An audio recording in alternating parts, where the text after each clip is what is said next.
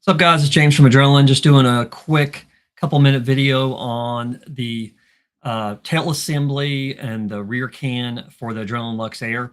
When we were making the idle, had a couple customers, and our customers are very particular, which we're used to, and that's fine.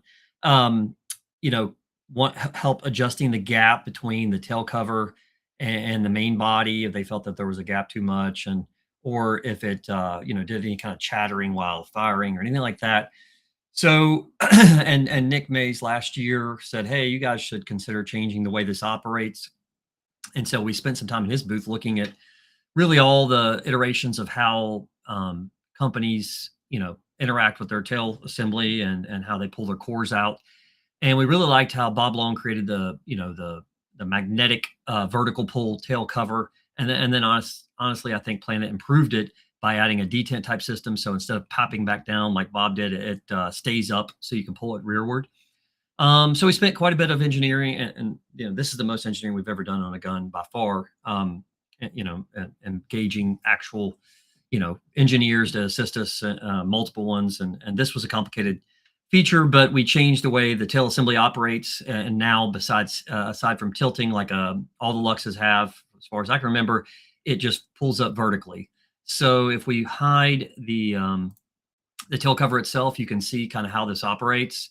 There's a spring here, and this looks, this area here looks just like what you would see in the stock AIRE, and it locks into place just like in a stock body, the same kind of feature, except normally this pivots, and ours is basically a pull string system with a detent in it, and you pull it up. There is a ledge on the tail cover to assist if there's plenty here, and it's not like it's hard to pull. But if you need assistance, you can push up here, and it operates by pulling up, stays up with a detent, like I talked about earlier, and then you pull rearward.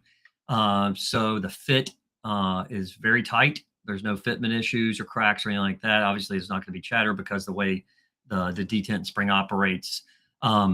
And again, this was a lot of engineering on our part. I hope it's appreciated. Everybody always talks about the looks of these things, but really those are, as evidenced by our 2.0 on the exterior, how quickly in a month we changed the exterior. The months and months and months of our work is mostly in the, kind of this kind of stuff.